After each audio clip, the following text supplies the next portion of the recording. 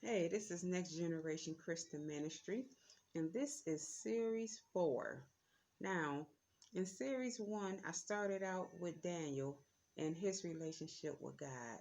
And then in Series 2, I talked about how Jesus' disciples had a relationship with God, how they walked with God, and how they saw all the miracles and they saw all the teachings and heard all the parables that God spoke.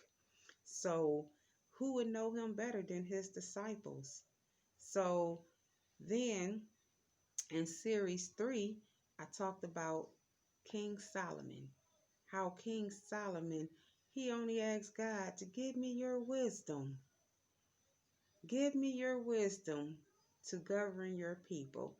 That's all he wanted. And God later on added more to his list of what he wanted from God. So here it is. Now, I told you I would talk about the book of James. Book of James was my favorite book when I first got saved. Because when I first got saved, let me tell you, before I got saved, whew, there was a lot of unforgiveness. You talking about grudges? Listen, I was the queen of grudges.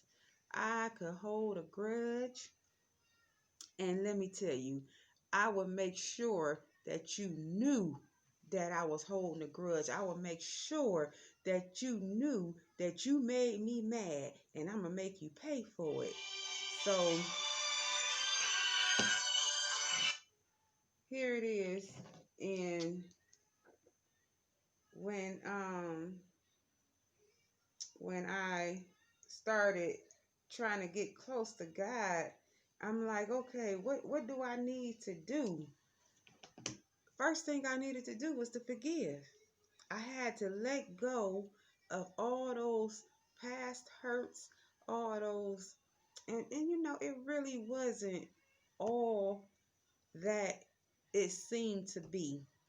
People can say words to you to hurt your feelings and you just want to fight them. Once you get saved and try to change your life, all those things be like, really?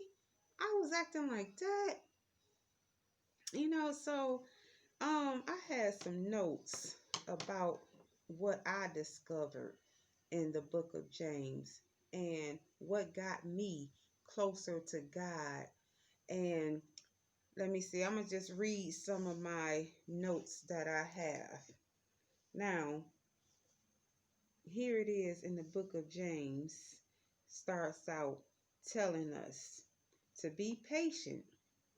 When Paul say, count it all joy when you fall into various trials, we have to remain patient and faithful, even when times are bad. Even when times are bad, we have to remain patient. Patient and waiting on God. Here it is, we in this pandemic with this coronavirus. We have to be patient. We still have to count it all joy. Count it all joy. Hey, I'm still here. Thank you, Lord. Count it all joy. When you're sick, still be joyful. When your money runs out or you don't have enough, still count it all joy. We wonder why our lives go the way it go. We think rich people have it all, but God say, let the lovely brothers glory in his exhaustion, but the rich in his humility, because as a flower of the field he will pass away. You may be rich today, but those things can pass away, especially when we're not careful with our finances. Therefore, so the rich man also will fade away in his pursuit. We may think we want to be rich. What do rich do? To get rich, we pursue. Now, I wrote this many months, years ago. And when I was thinking about how can I do these series of teaching people how to build a relationship with God, he said, go back to your notes. Go back to all your studies of what you learned. And when we want to be rich, what do? We pursue.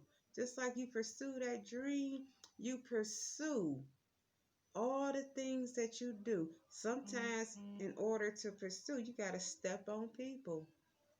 You got to eliminate the enemy. Whoever's trying to get that position, you got to eliminate them. And we take that focus off on God because we trying to pursue these riches. We trying to get our car note paid. We trying to go shopping and have the latest things, have nice things. I want nice things. I love having nice things. My husband brought me a new refrigerator, and he got me a Samsung refrigerator with an ice maker. But, it's nice. Thank you, Lord. It's nice. But those are not the things that we should be focusing on. I be in there cleaning my refrigerator, trying to make it, look brand new every day, to try to keep the shine. When you open it up, it got double doors, and I just look in there, just be like, yeah. We should be that way with God. We should want to feel God's presence on us, feel that He's saying, well done. That's what that relationship with God is. Let me see, what else do I have? Their focus is on their wants and needs. This is when life becomes a war. Paul says in James, blessed is the one who endures temptation, and he will receive the crown of life which the Lord has promised to those who love him. But when we focus on making money, raising our children in the world, or pleasing our husband or mate, we take our eyes off God and on being rich. Rich can come in any fashion, famous children, luxury houses, or high positions on the job. Think about what your focus was to get these riches. See, all things come from above, God, heaven, and cannot be taken away. Because when God has something for you, it cannot be taken away. People do these quick get rich schemes.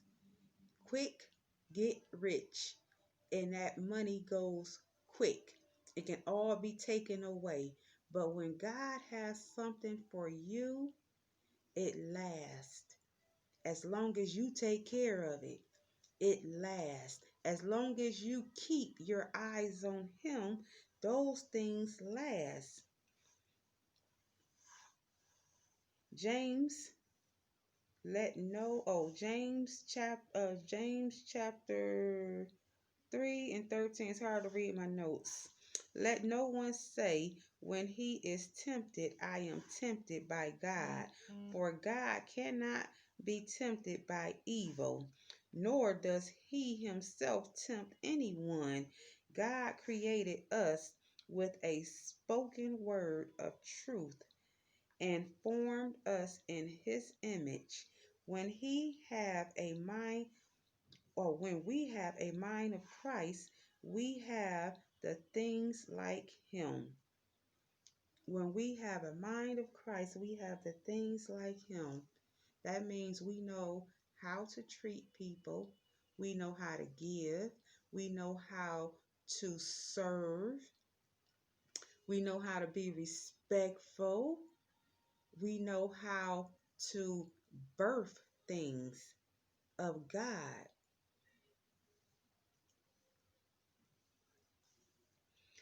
So when we go through our daily trials, Paul say, let every man be swift to hear, slow to speak, slow to wrath.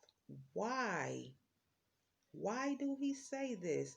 For wrath of man does not produce righteousness of God. And I'm an end right there. Because what is the end? What do we want in the end? We want to be righteous before God. That's what it's all about. Being righteous before God. Now, I'm going to put a pin right there. So make sure you come back for Series 5, A Building Relationship with God. You guys be blessed.